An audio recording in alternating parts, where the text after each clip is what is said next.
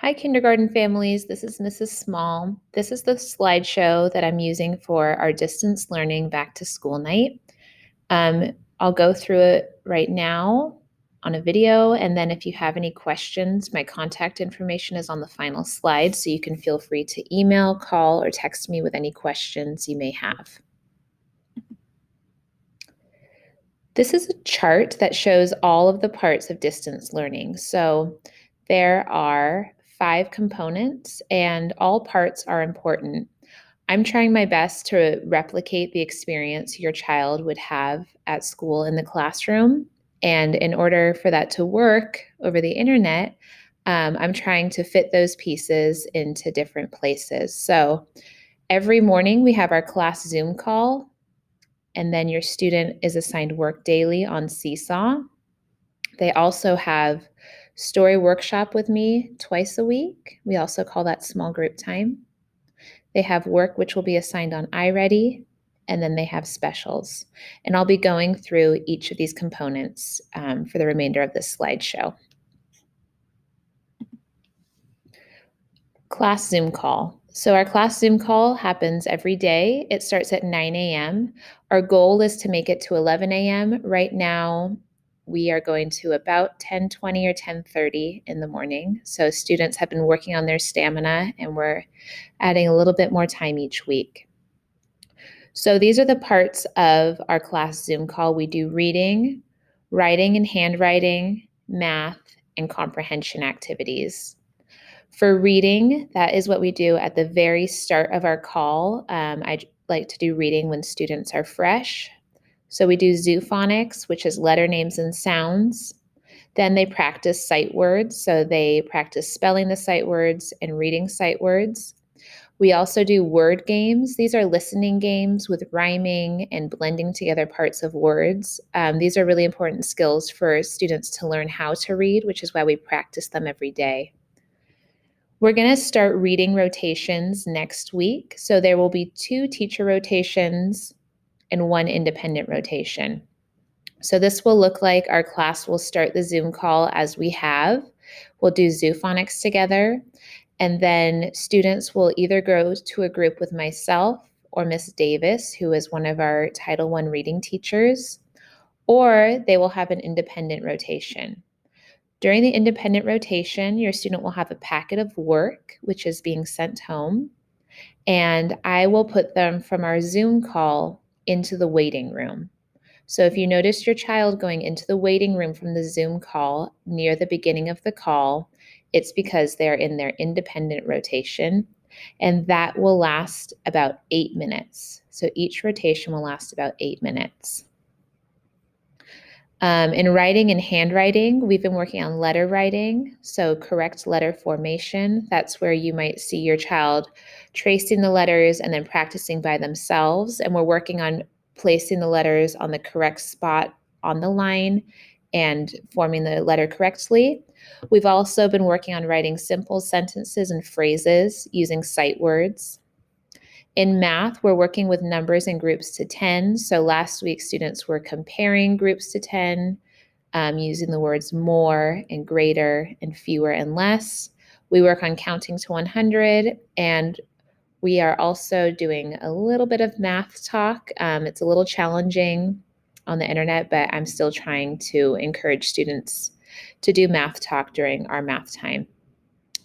Comprehension, this is when we're reading stories and we are practicing skills like sequencing, main idea and details, and character and setting. This is what your child will use the green story maps for that were sent home last week. Seesaw. This is the Seesaw icon. This is what your student will click on our Clever page to get to their Seesaw page. Seesaw is where I post work. When I'm posting work, I try to make it similar to what I would do in the classroom. So in the classroom, I would model the work before assigning it to students. So a lot of times there will be a video that goes with the work. And this is me modeling what the student should do on their assignment. So there's 3 to 5 assignments posted daily. The assignments reflect what is being taught in the whole group Zoom call. It's really important for your student to do their work every day. This helps me to know if they're understanding what's being taught in our call, if there's anything I need to go back and reteach. So please make sure that they're logging onto Seesaw and completing those assignments by themselves each day. I know a lot of parents are helping, and I'm so grateful for that. But just make sure when your child is doing their work that they're doing it as independently as they can, so I can get a good feel for what they know and what I need to reteach. When your child logs onto Seesaw, this is a sample of what it will look like. So you want to make sure that you're on My Page, which is this light green color. I think when students log on initially, the music teacher's page comes up, so they will have to go over to the upper left-hand corner of the screen and click and then navigate to My Page. Once you get to My Page, they will go over to Activities, which is this light bulb. Once they click on Activities, the newest assignments are going to show up at the top, and as you scroll down, it will be older assignments. So I would recommend doing the newest assignments at top first. And to do that, your child is going to click Add Response, and that's how they will add a response. There are directions right here. I usually record the instructions so they can click this arrow to hear the instructions read to them. And then there is also a video showing them what to do. Story workshop. This is our small group time.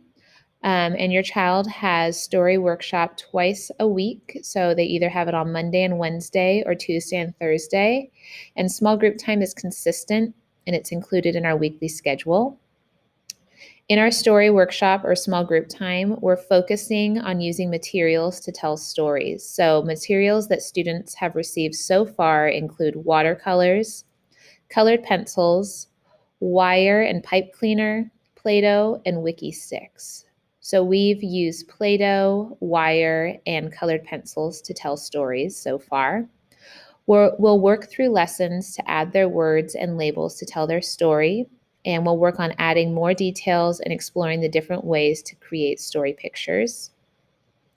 We'll also be focusing on the different types of stories we can tell: personal experiences, how-to stories, fictional stories, and more.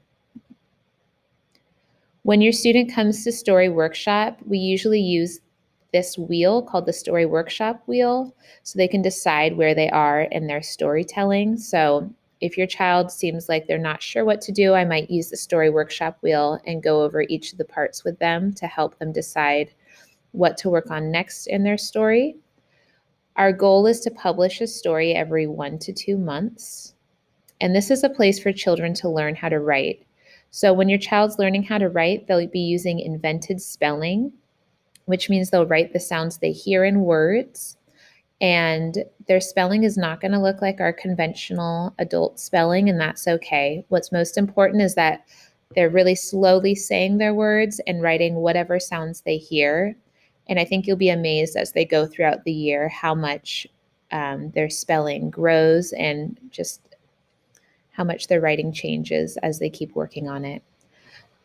You can support your child by allowing them to persevere as they're becoming writers. So it's going to be hard for children to hear the sounds and words sometimes. It's going to be tricky for them to write and draw pictures. But just let them keep trying their best and keep working at it, and then they'll get better and it will get easier. Another component of distance learning is iReady. This is the iReady icon, which you will find on your child's Clever page that will take them to their iReady student account.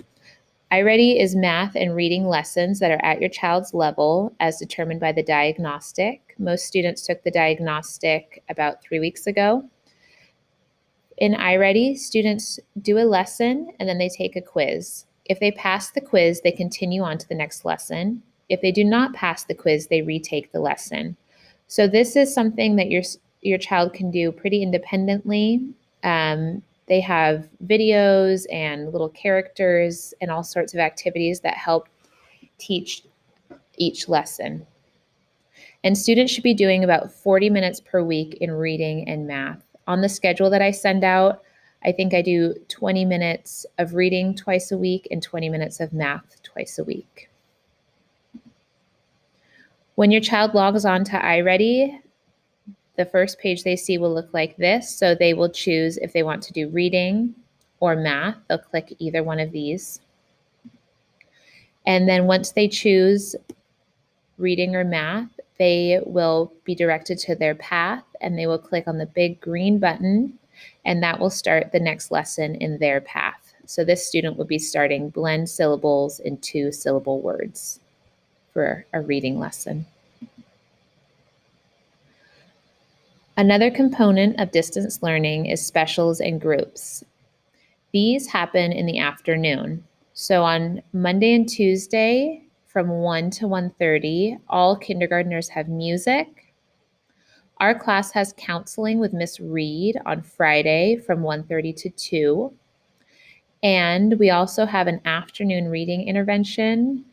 If your child is in an afternoon reading intervention group, you will be contacted. But these groups are on Thursday and Friday from 1 to 1:30. If your child receives ELD, special education, or communication services, they have a schedule for those services that you should have received. If you haven't received a schedule for those services and you believe they're supposed to be receiving them, please contact me and I will help you get that figured out. And this is all my contact information, email, my classroom phone, and then this is my Google Voice number that you can text me on. Again, please contact me if you have any questions. And yes, thank you so much for working alongside me this year as we figure out distance learning together. I'm really enjoying getting to know your children and your families, and I'm just so grateful for everyone for stepping up to make this work. So thank you.